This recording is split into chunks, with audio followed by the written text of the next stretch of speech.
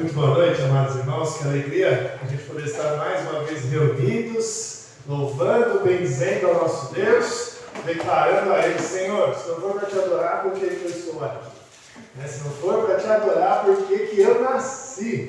E que isso possa ser verdade na nossa vida, onde a gente se dedica à adoração, ao louvor, em bendizer o nome do nosso Deus. Vamos começar, irmãos, lendo aqui o Salmo 110, por favor, abra sua Bíblia. Salmo de número 110.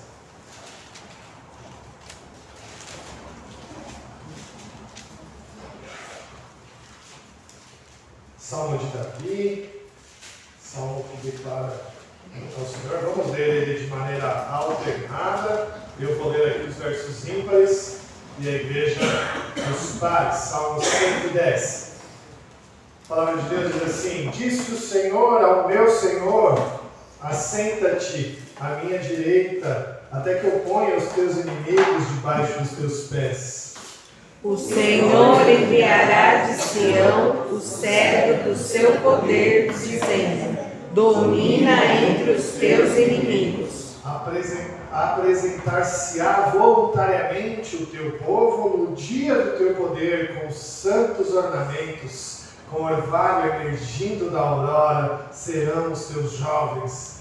O Senhor jurou e não se arrependerá. Tu és sacerdote para sempre, segundo a ordem de Melquisedeque. O Senhor, à tua direita, no dia da sua ira, esmagará os reis.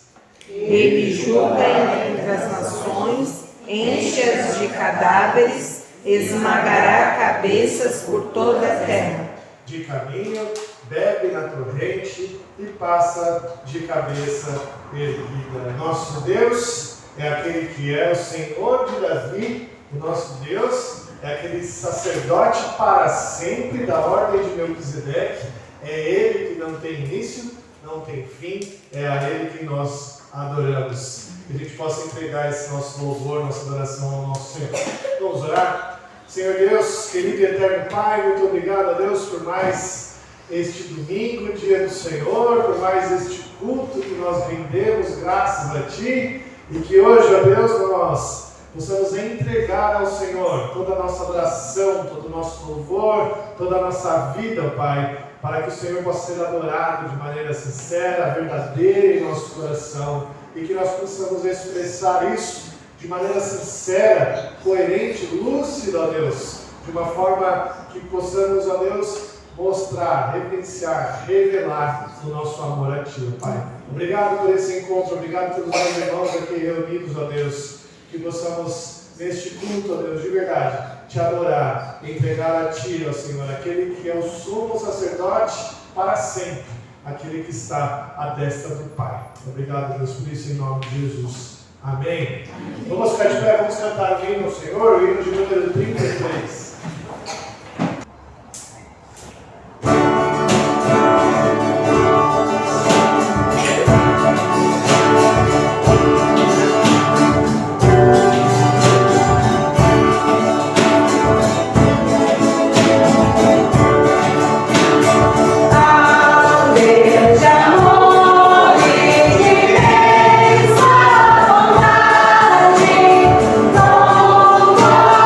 Júlio.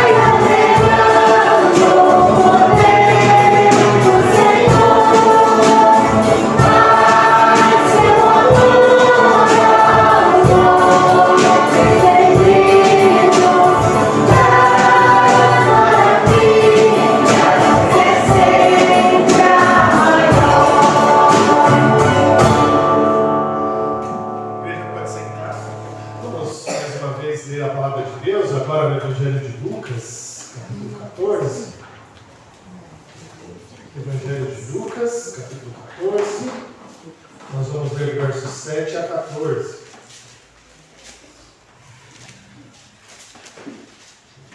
Evangelho de Lucas, capítulo 14. Nós vamos fazer a leitura aqui dos versos 7 a 14. Vamos fazer também de maneira alternada, assim a gente presta mais atenção, tomando cuidado aí com as pontuações, com os acentos, e a gente compreende bem o texto, né? O Evangelho de Lucas, capítulo 14, versos 7 a 14, diz assim: reparando como os convidados escolhiam os primeiros lugares, propôs-lhes uma parábola. Quando por alguém fores convidado para um casamento, não procures o primeiro lugar, para não suceder que, havendo um convidado mais digno do que tu, vindo aquele que te convidou e também a ele te diga, dá lugar a este. Então irás, envergonhado, ocupar o último lugar. Pelo contrário, quando fores convidado, vai tomar o último lugar, para que quando vier o que te convidou te diga, amigo, senta-te mais para cima. Ser-te-á isto uma honra diante de todos os mais convivas. Pois todo o que se exalta será humilhado, e o que se humilha será exaltado. Disse também ao que havia convidado: quando deres um jantar ou uma ceia, não convides os teus amigos, nem teus vizinhos, nem teus parentes, nem vizinhos ricos, para não suceder que eles, por sua vez, te convidem e sejas recompensado. Antes, ao dares um banquete, convida os pobres, os aleijados, os coxos e os cegos. E serás bem-aventurado pelo fato de não terem eles com o que recompensar-te. A tua recompensa, porém, tu a receberás na ressurreição dos justos. Amém. Palavra bendita do nosso Senhor, que é muito vívida e muito interessante, porque o Senhor Jesus fala isso porque ele percebeu, olha como que começa o verso 7, né? Reparando como os convidados escolhiam os primeiros lugares. Ele está dizendo aqui que ele estava observando e ele viu que as pessoas procuravam os primeiros lugares. Ele viu isso. Ele percebeu em nós esse desejo de ser exaltado, esse desejo de ser ovacionado quando a gente chega, não é mesmo? E Jesus está falando, olha, não façam isso.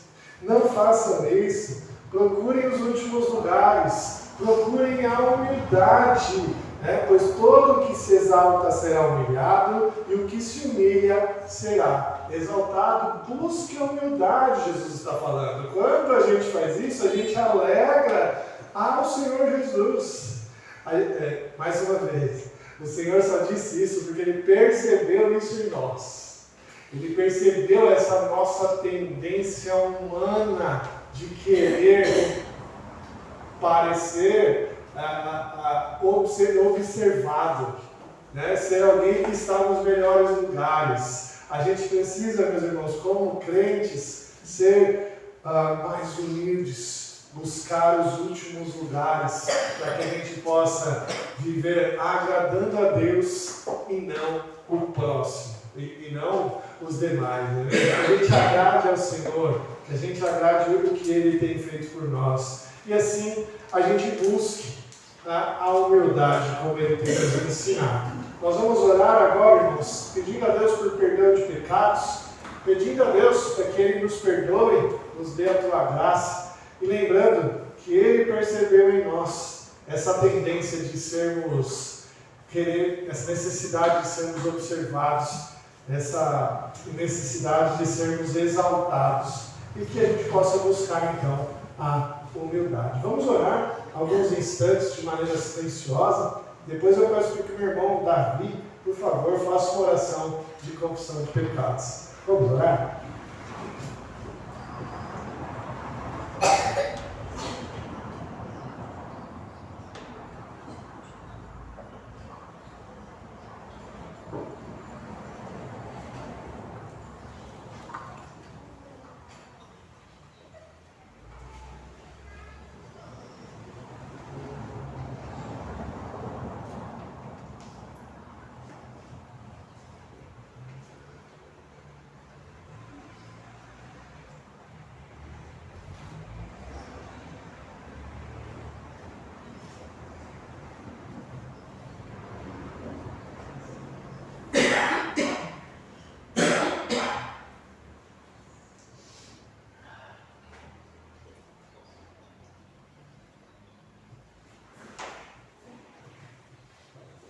Nosso Deus e Pai, nós te agradecemos, meu Pai bendito, a oportunidade de estar aqui mais uma vez na tua casa para louvar o teu santo nome. Obrigado, Senhor, pela semana que nos deu, ó Deus. Nós vamos vir mais uma semana que possa nós aproveitar a semana que está para vir, ó Deus, e muita alegria, muita paz, muito conhecimento da tua palavra. Em nome de Jesus, que eu oro e te agradeço por tudo agora e sempre. Amém.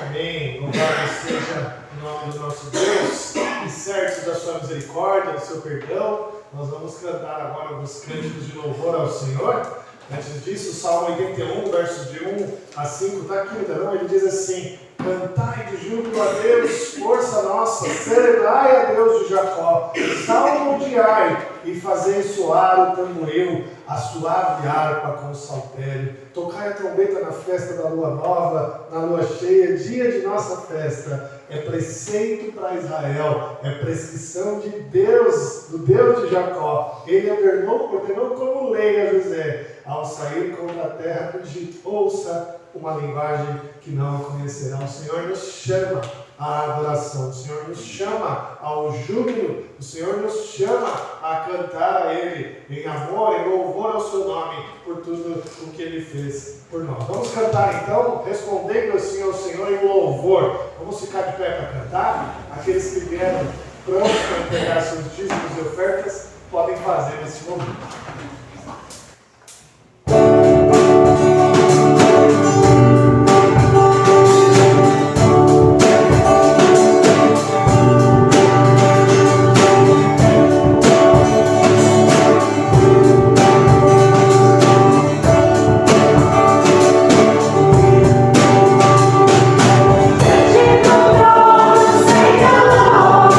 Quero levar minha fé na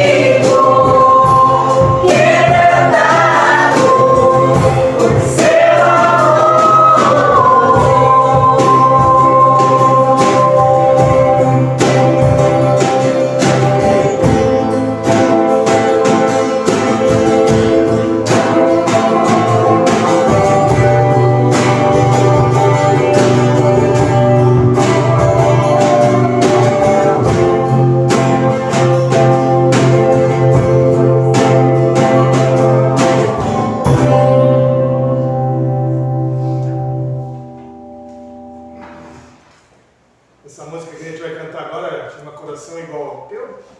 A gente deseja isso realmente do Senhor, né? De podermos ter esse coração parecido com o coração do Senhor. Que esse seja o nosso louvor nessa noite. Vamos cantar então Coração Igual ao Teu.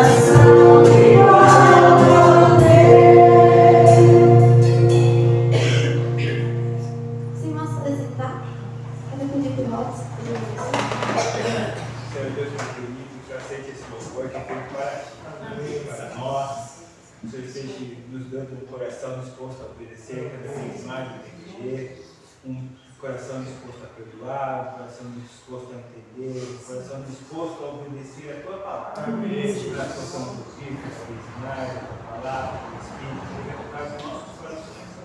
Aceite esse louvor, aceite essas ofertas, que eles nos devolvendo aquilo que o Senhor já nos deu. Amém. Que nós possamos cada vez mais prosperar, não aqui nessa terra, mas prosperar no Teu reino. Que essa igreja prospere, que nós possamos alcançar cada vez mais vidas, cada vez mais almas para Ti. Eu posso estar nos usando aqui nessa cidade, nos usando aqui nesse estado, nesse bairro. O Senhor continua conosco durante todos os momentos desse culto, que nós possamos sempre ser gratos a Ti. Eu peço isso em nome de Jesus.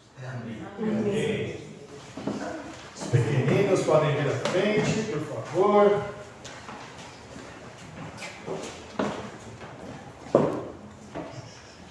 Que bom tê-los aqui conosco, né?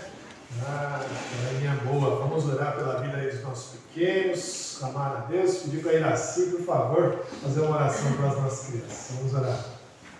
Santo Deus, eterno Pai, muito obrigada, meus queridos, por mais um dia que o Senhor nos concede de vida e saúde, Pai. Agora, em especial, Senhor, quero pedir pelos pequeninos, ó Deus, que qualquer falta, Senhor, conforme as suas necessidades, ó Deus. O Senhor esteja, Deus, inspirando a professora, Deus, para trazer a mensagem, que eles possam, ó Deus, aprender cada vez mais da Tua palavra. Querido Deus, também fica conosco aqui, Senhor. Que essa mensagem, Senhor, que nos nossos corações, Pai. Todo ato deste culto esta noite, Senhor, seja somente para a honra e glória da Santa Eternidade. Esta oração me faça agradecida em nome de Jesus. Amém. Amém, amém. Pode ir. Muito bem, queridos, a gente fica aqui, a gente vai para Marcos hoje, capítulo 12, versos 35 a 44. Por favor, abra aí sua Bíblia, Marcos 12, versos 35 a 44.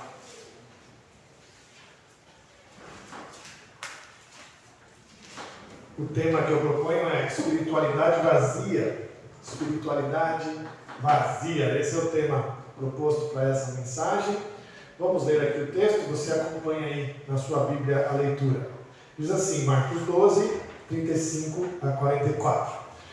Jesus, ensinando no templo, perguntou: como dizem os escribas que o Cristo é filho de Davi? O próprio Davi falou pelo Espírito Santo: disse o Senhor ao meu Senhor, assenta-te à minha direita, até que eu ponha os teus inimigos debaixo dos teus pés. O mesmo Davi chamou-lhe Senhor. Como, pois, é ele seu filho? E a grande multidão o ouvia com prazer. E ao ensinar, dizia ele: guardai-vos dos escribas que gostam de andar com vestes talares, e das saudações nas praças, e das primeiras cadeiras nas sinagogas, e dos primeiros lugares dos banquetes, os quais devoram as casas das viúvas, e para justificar, fazem longas orações. Estes sofrerão o juízo muito mais severo. Assentado diante do gasofilácio, observava Jesus como o povo lançava ali o dinheiro. Ora, muitos ricos depositavam grandes quantias. Vindo, porém, uma viúva pobre, depositou 2 pequenas moedas correspondentes a 1 quadrante. E chamando os seus discípulos, disse-lhes: em verdade vos digo que esta viúva pobre depositou no gasofilácio mais do que o fizeram todos os ofertantes, porque todos eles ofertavam do que lhe sobrava. Ela, porém, da sua pobreza, deu tudo quanto possuía, todo o seu sustento. Amém. Vamos orar? Senhor Deus, querido Pai, obrigado a Deus por mais uma vez a Tua palavra, Deus, falar tanto aos nossos corações.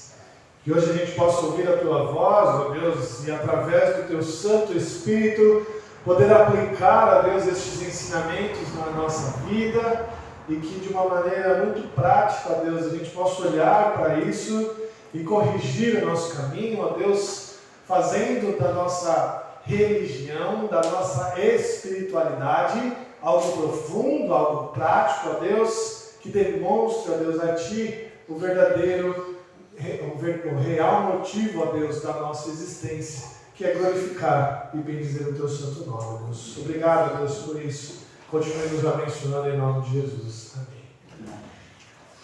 A nossa vida tem se tornado cada vez mais cheia, não é mesmo?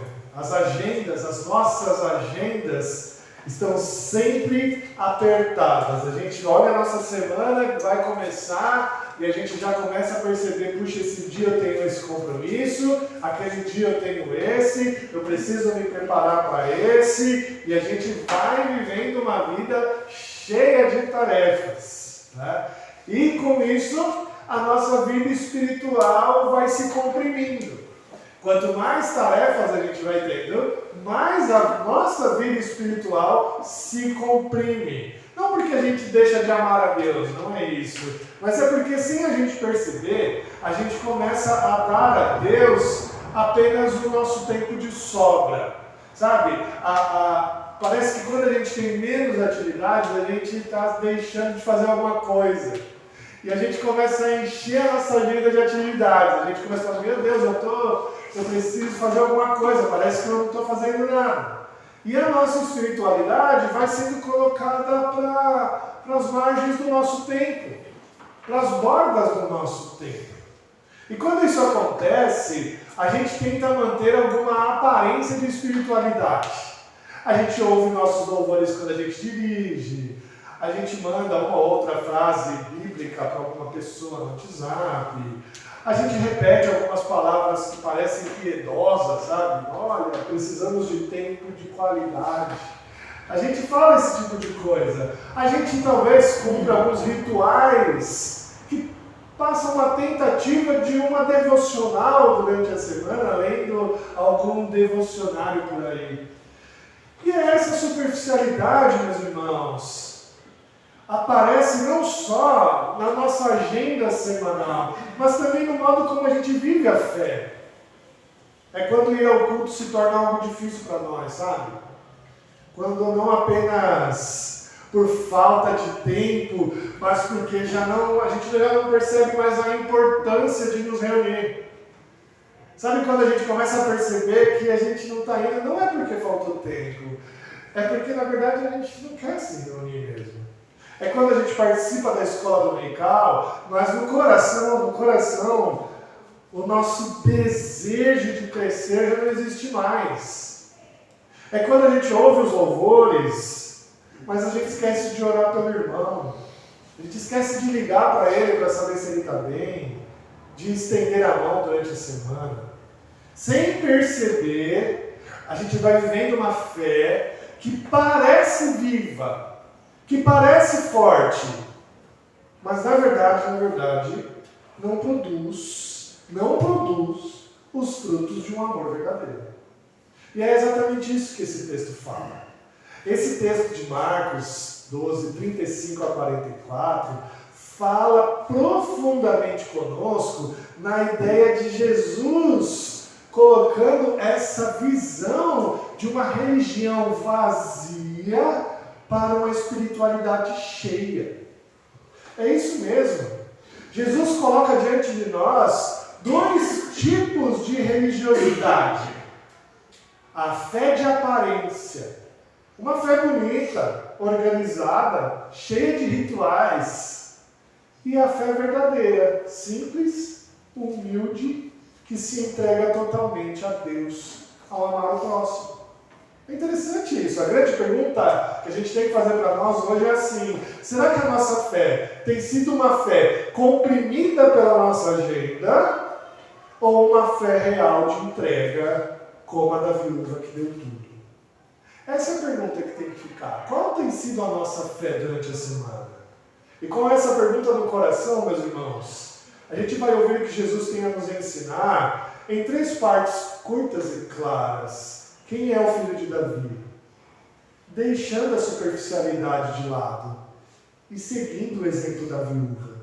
A gente vai falar dessas 3 partes hoje. Primeiro, quem é o filho de Davi? O verso 35 a 37 faz essa pergunta. Mas antes, olha só, essas 3 histórias que nós lemos, elas estão interligadas por algo muito interessante, que é essa superficialidade da fé em contraste com a fé verdadeira. As 3 histórias estão ligadas. Perceba que Jesus está aqui ensinando no templo e ele pergunta aos escribas quem diz ser filho de Davi. Na segunda história ele vai falar, cuidado com os escribas. E ele vai dizer no final assim, os escribas roubam as viúvas. E no final, na outra história, ele dá o exemplo da viúva. Então essas três histórias estão totalmente ligadas umas com as outras e elas estão falando dessa superficialidade da fé dos escribas em contraste com a fé viva da viúva. Então nós devemos lembrar que estamos na última semana de vida de Jesus. Jesus está na terça-feira dessa sua semana e ele está ensinando no templo. Foi uma terça-feira cheia para Jesus, viu? Cheia mesmo. O sinédrio todo interrogou ele. Os sacerdotes, os herodianos, questionaram Jesus sobre os tributos, os saduceus sobre a ressurreição, os escribas sobre qual é o maior mandamento. Jesus teve uma terça-feira cheia aqui. E sabe o que é legal? Eu acho que Jesus aqui nesse texto, quando ele chama os escribas, Jesus traz uma prova de amor para eles. Sabe por que eu acho isso? Meus irmãos, Jesus estava cansado.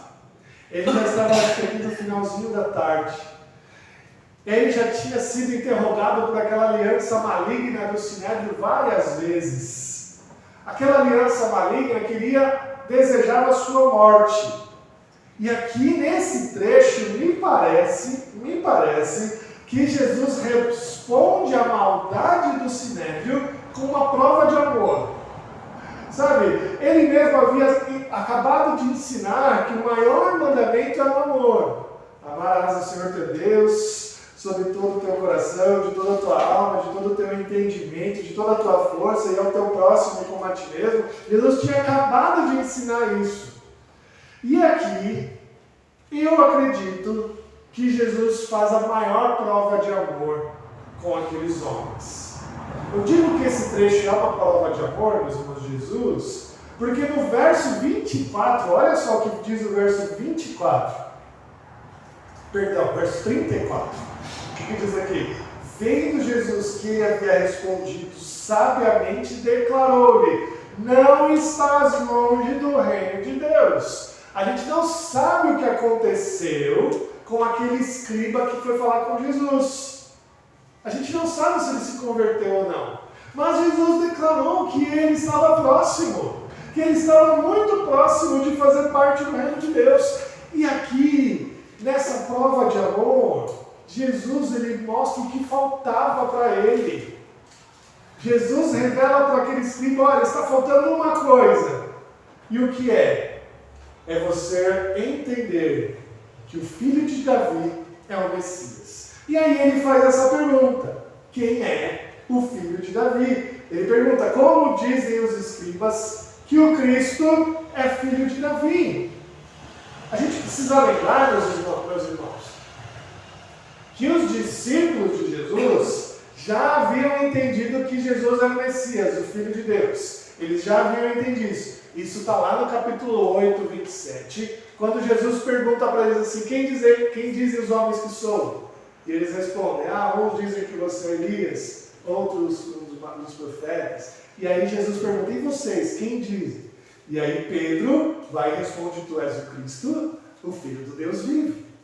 Então os discípulos já tinham entendido que Jesus era o Filho de Deus, o Messias.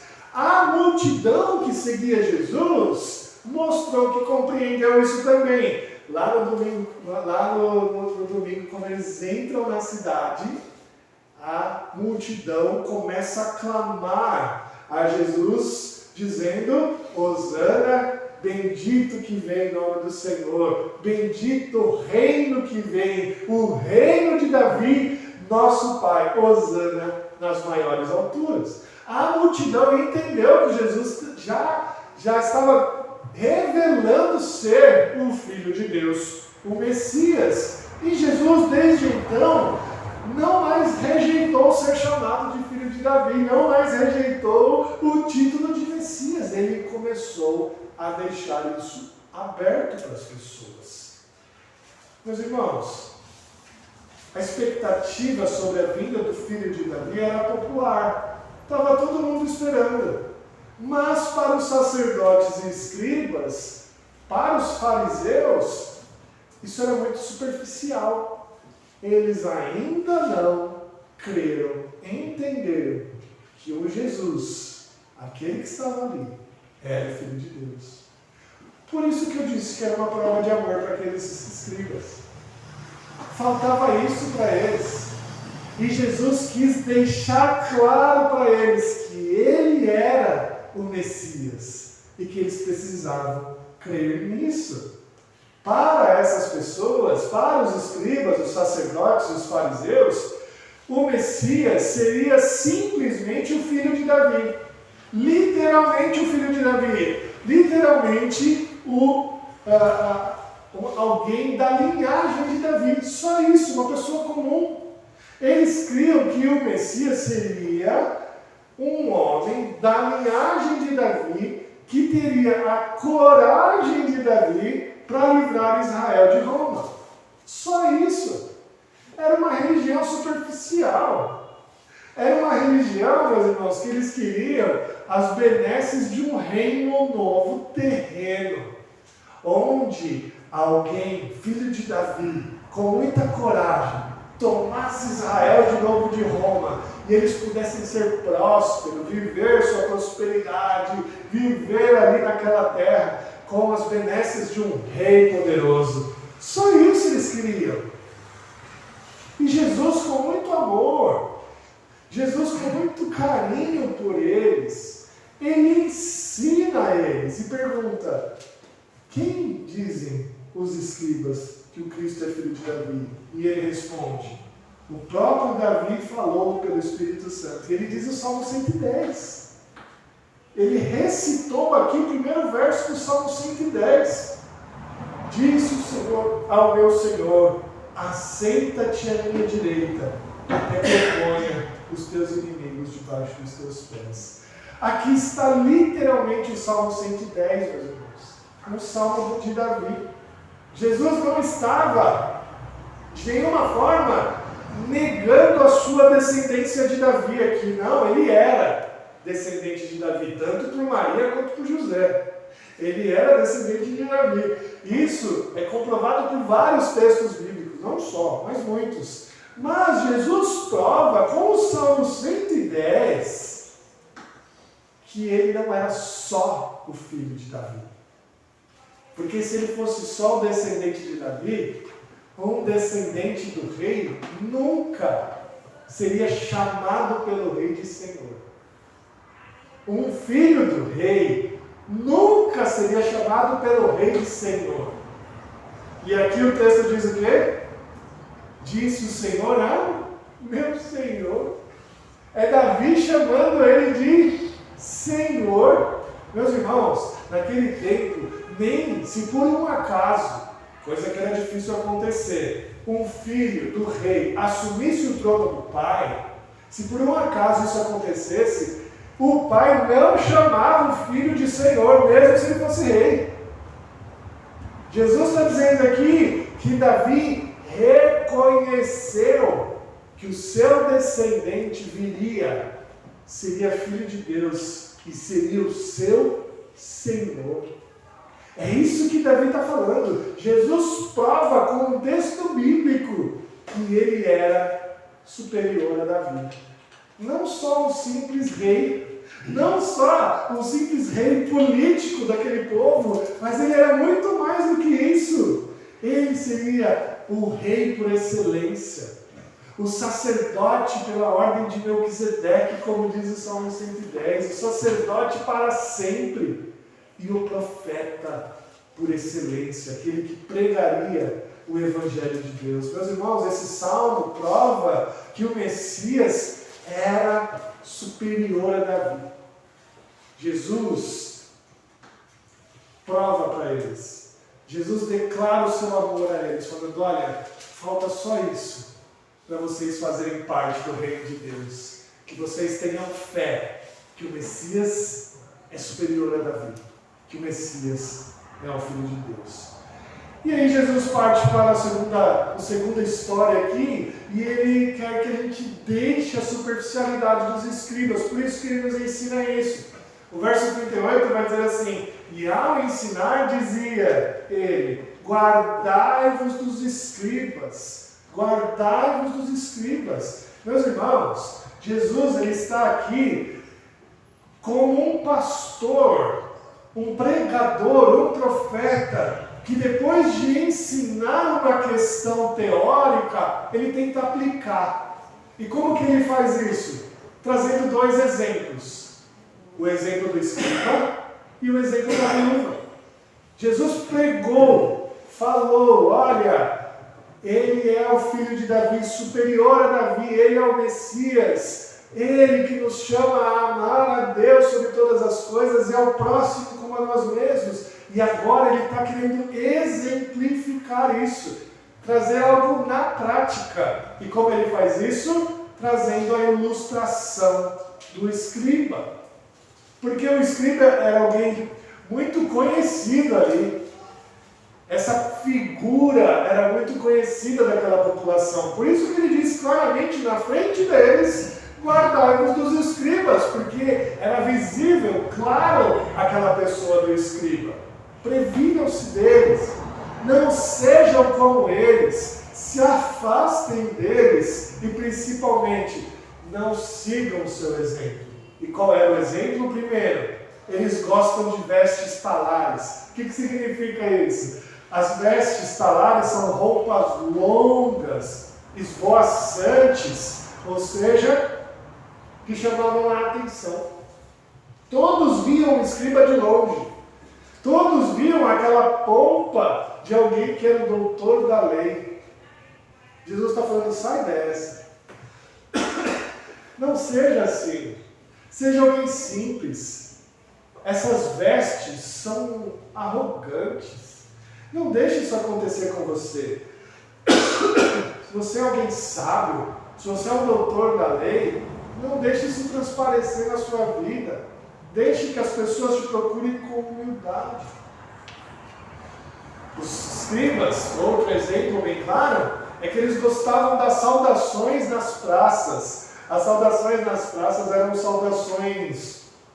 saudações formais típicas do escriba. A gente não sabe qual que é. Mas quando eles chegavam nas praças, no comércio das praças, quando eles chegavam para alguma pessoa, a pessoa tinha algum cumprimento específico para ele. Sabe quando a gente vê nos filmes que alguns reis, algumas pessoas importantes estendiam a mão para ser beijada, estendiam o anel para ser beijado? Era uma saudação formal típica daquela pessoa. A gente não sabe qual que é a do escriba, mas existia. Então quando o escriba chegava, ele gostava dessa saudação que ele recebia. E Jesus diz, não faça isso. Não faça isso. Não precisa disso. Não precisa de uma recepção tão chamativa quando você está na praça. Passe desapercebido, seja mais simples, seja mais simples. Terceiro, eles gostavam das primeiras cadeiras na sinagoga. Jesus já tinha falado das primeiras cadeiras, né? Para deixar. Não seja arrogante e achar que você é tão importante de se assentar nas primeiras cadeiras. Sente nas últimas, sente nas últimas. Se você for alguém especial para aquela data, vão te chamar para frente, vão te chamar. E quarto lugar, eles gostavam também dos primeiros lugares dos banquetes. Meus irmãos, a gente lembra da advertência de Tiago que fez, né, desse pecado. Tiago declarou também esse pecado que os principais buscavam ali os primeiros lugares dos banquetes, e ele diz que era pecado quando chamava alguém e deixava ele de fora, né? Tiago fala sobre isso. Então é importante a gente refletir sobre esses pecados. E por último, e o mais triste dos pecados que Jesus declara, é que os escribas devoravam as casas das viúvas. Olha que interessante isso, não é? Os escribas devoravam as casas das viúvas e, para justificar, fazem longas orações. Sabe o que isso significa? A gente sabe a dificuldade que era ser uma mulher naquele tempo, não é mesmo? Uma mulher sem marido tinha um problema terrível naquela época. Sabe por quê? Porque a mulher era como um menor de idade hoje em dia. Hoje em dia o menor de idade não é emancipado pelo Estado, não é isso? O menor de idade não age diante da lei por ele mesmo. A mulher era dessa forma naquele tempo, como o menor de idade hoje. Por isso, quando o marido dela morria e deixava alguma herança para ela se sustentar, sabe o que acontecia? Ela não podia administrar os bens dela. E aí, os líderes do Sinédrio elegiam alguém capacitado para administrar os bens dela. E quem era esse alguém capacitado? Quem chuta? Um escriba. E aí o que o escriba fazia? Roubava a pobre da viúva. Ele era alguém designado para cuidar daquela viúva que perdeu o marido, para administrar o bem dela, e ele roubava a viúva. E o texto diz que para justificar o que ele fazia? Longas orações. Sabe o que isso significa? Que quando ele roubava a viúva, ele dava a desculpa de que ele estava prestando um serviço religioso para ela e que isso custava muito caro. Que triste, não é? Que triste. Essa atitude repugnante dos escribas, meus irmãos, sofreria, como diz Jesus aqui, um juízo muito mais severo. Porque tanto as viúvas como os órfãos são, nas Escrituras, alvos do nosso cuidado, alvos do nosso amparo. E aqueles que roubam as viúvas e os órfãos vão sofrer, como diz Jesus, terrível e mais severo juízo. Mas eu queria uma coisa. Eu gostaria que a nossa repugnância contra os escribas fosse transformada numa repugnância da nossa própria superficialidade. Guarda essa repugnância para você mesmo. Sabe por quê? Porque quando a gente deixa de evidenciar o nosso amor a Deus, amando o nosso próximo, nós também estamos devorando a casa da viúva. Eu vou repetir para você entender. Quando a gente deixa de evidenciar o nosso amor a Deus, amando o próximo, nós estamos devorando a casa da viúva. E esse juízo mais severo cabe a nós. Meus irmãos, quando a nossa religiosidade não consegue passar de meros atos superficiais que são praticados na borda do nosso templo, quando a gente ouve um louvor apenas, lê um breve devocional e não busca evidenciar o nosso amor a Deus, amando o nosso próximo, nós estamos da mesma forma que os escribas, devorando a casa da viúva. Meus irmãos, Jesus está nos chamando a atenção aqui. Se a gente assim agir, a repugnância que Jesus demonstra dos escribas cabe a nós. Se aprove a Deus deixar este texto escrito aqui e preservado para nós hoje, é para a gente tomar essa lição para nós mesmos. É para a gente pegar essa lição para nós. Para a gente não ser assim. A gente precisa olhar para as nossas atitudes da semana, as nossas atitudes religiosas, as nossas atitudes espirituais, e olhar para que Jesus diz assim e lembrar: guarda dos escribas, guardai-vos dos escribas, não sejam como eles. Eu sei que a gente não anda por aí com vestes esvoaçantes, não é mesmo? Só em dia de casamento, né? Tudo bem.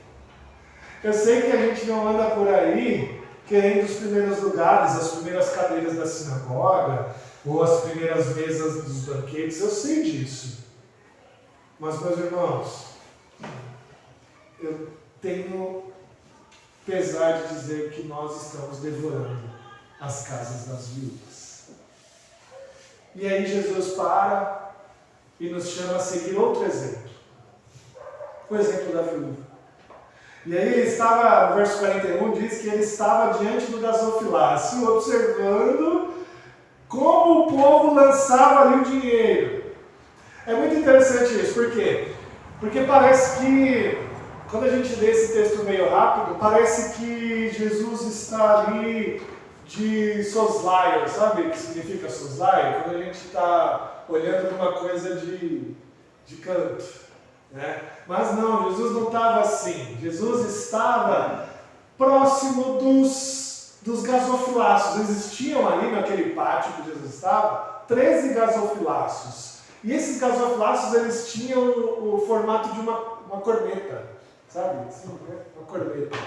E é muito interessante porque quando alguém lançava ali, para não ter nenhum problema na contagem do dinheiro, algum sacerdote já contava e já dizia em alta voz o valor. Então, quando as pessoas depositavam, o sacerdote já conferia antes e depositava o valor, como se fosse uma conferência imediata, para ninguém falar depositou tanto e foi tirado tanto. Então Jesus estava próximo e era natural ouvir. Então Jesus não estava de soslaio olhando ali as pessoas. Não, ele estava próximo e o sacerdote falava os valores. E ele estava ouvindo. Naturalmente isso aconteceria com qualquer um que estivesse neste pátio do templo. Em Mateus 6:2, a gente é alertado daquele texto que diz assim, que em alguns casos as ofertas eram anunciadas em voz alta e pode ser que até algumas pessoas chamassem a atenção desse anúncio tocando trombeta, falando do gasofilácio.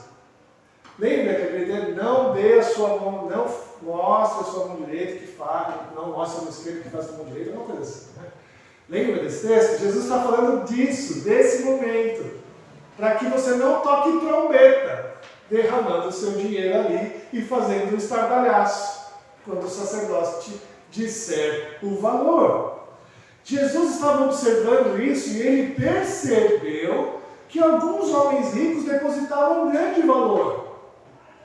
Aqueles que têm grandes propriedades, meus irmãos, devem sim dar grandes valores. Isso é bom, isso é benéfico, mas a Bíblia menciona que isso não deve ser evidenciado para fora. E é por isso que quando chegou a viúva, ele ficou impressionado. Aquela pobre viúva, doando apenas 2 pequenas moedas de cobre, chamou a atenção de Jesus. Chamou a atenção de Jesus ao ponto dele reunir os seus discípulos e falar formalmente com ele. Quando Jesus diz aqui em verdade, vos digo, ele está dando uma lição para eles. Então não é um acaso ali, Jesus convoca os seus discípulos para falar do exemplo da viúva. E a viúva deu apenas 2 moedas de cobre.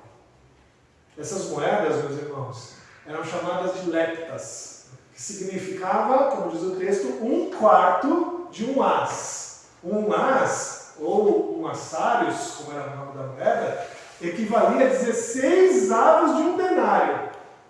Faz as contas agora. Um denário é quanto um trabalhador comum recebia num dia. Um denário. Um trabalhador comum, tá? Não você. Um trabalhador aí que trabalha diariamente. Tá? Esse trabalhador recebia um denário. Um mas era 16 avos, divide por 16. A moeda que ela depositou, 2 leptas, era 1/4 de um as. Você dividiu por 16, você divide agora por 4. Isso aqui a viúva depositou. Não dá para a gente nem converter isso. Mas realmente, meus irmãos, não passa de R$1. R$1 é alguma coisa. É um valor muito baixo para o que Jesus estava vendo ali. Isso, pelo cálculo humano, mas para o olhar divino, foi maravilhoso. Por quê? Foi tudo o que ela tinha. Tudo o que ela tinha. Jesus está falando para os discípulos aqui, olha, esta viúva transformou este templo num lugar rico. Por quê? Porque ela doou tudo o que tinha. Sabe por quê? Jesus está ensinando para os seus discípulos que ela não confiava no dinheiro para o seu sustento. Ela confiava no Senhor para o seu sustento. Por isso que ela deu tudo. Era um ato de devoção completa. Ela sabia que Deus não falharia no sacrifício dela. Ela sabia que Deus não a deixaria passar fome. Como diz a palavra de Deus, que nunca vimos alguém que serve ao Senhor mendigar o seu pão. Queridos, o que a gente tem que enfatizar aqui na doação dessa viúva é que ela deu generosamente tudo o que tinha para o Senhor, em um ato de devoção completa, integral, no lugar daqueles que davam apenas o que lhes sobrava. E nisso ela se tornou um exemplo. Ela se tornou um exemplo, não só para os discípulos, mas para todos os cristãos em todo o tempo. Que mulher que nos ensina tanto. A pergunta que a gente tem que fazer agora é simples, não é mesmo? Como que tem sido a nossa devoção? É parecida com quem a nossa devoção? É parecida com os escribas, que gostam das vestes esvoaçantes, que gostam de fazer coisas para aparecer, ou a nossa vida espiritual é igual à viúva, que de maneira simples confia tudo o que tem ao Senhor. Meus irmãos, o Senhor está nos chamando essa noite para sermos iguais às viúvas, à viúva. O Senhor está nos chamando para ser igual à viúva, a entregar tudo a Ele, tudo mesmo, toda a nossa vida a Ele, não o que sobra. E a gente não está falando só de dinheiro, a gente está falando do nosso tempo, a gente está falando do nosso talento, a gente está falando da nossa vida. Eu não quero dizer aqui que você precisa fazer um Pix, hoje em dia, né? De todo o saldo da sua conta bancária. Não é isso. Eu quero dizer com isso que você precisa dedicar a sua vida a Jesus. É o que ela fez. Naquele ato de depositar tudo que ela tinha, ela dedicou, confiou a sua vida a Jesus. Eu não quero que você olhe isso como um chamado a dar mais dinheiro. Não é isso. É um chamado para dar mais da sua vida. Como que anda a sua vida com Deus, meu irmão? Como que anda a sua vida com Deus? Como que anda a sua vida de oração? Como que anda a sua vida de leitura da palavra de Deus? Como que anda? Quanto tempo você tem dedicado ao falar com Deus na semana? Quanto tempo você dedica a isso? Ou você tem dedicado somente aquele tempo que sobra? Como anda a sua vida de comunhão? Você tem dedicado a viver com o seu irmão? Você tem se preocupado verdadeiramente com ele, mesmo que isso lhe custe tempo e dinheiro? Você precisa pensar nisso. Porque o nosso chamado é de uma devoção cheia, de uma devoção completa, de uma devoção total. O Senhor não quer uma parte de nós. O Senhor não quer um quadrante de nós. O Senhor nos quer por inteiro. E por isso, nós devemos dedicar a Ele tudo o que temos. O Senhor nos quer por completo. Faça um propósito hoje com Deus, meu irmão. Se entregue mais um pouco. Se entregue mais um pouco. E a cada dia você vem se entregando um pouquinho mais. Se entregue cada dia mais ao Senhor. Pense em como você pode se dedicar um pouquinho mais essa semana. Para que na próxima semana você se dedique um pouquinho mais. Para que na outra semana você se dedique um pouquinho mais. E quem sabe a gente chegue a ser como Jesus. que se entregou totalmente. Ou como essa viúva, que entregou toda a sua vida, confiando ao Senhor. Que Deus assim nos abençoe. Vamos cantar mais um hino, irmãos? Vamos ficar de pé? Cantar ao Senhor? Hino 222, Mais de Cristo.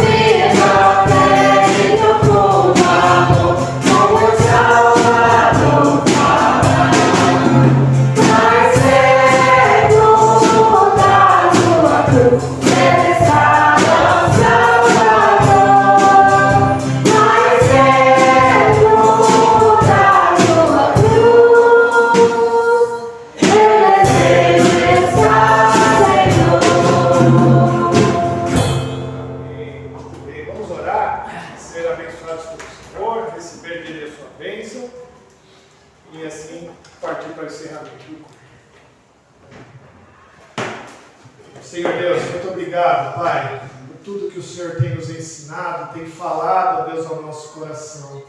Nos ajude, ó Deus, assim, a aprender, ó Pai, com a Tua palavra, e neste exemplo bendito desta viúva, que entregou tudo que tinha, que se entregou confiantemente no Senhor, aonde ela sabia que não passaria necessidade, ó Pai, porque o Senhor cuida de nós.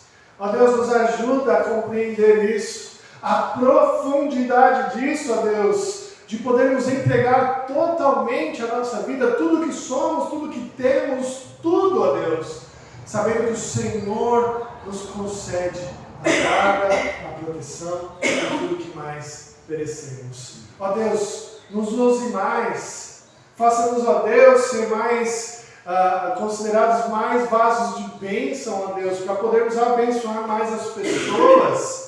Nos ajude, ó Deus, a nos dedicar mais aos nossos irmãos, para que assim nós possamos dedicar a nossa vida a eles em amor e assim sermos reconhecidos lá como os de fora, Deus, pelo amor que temos a Ti.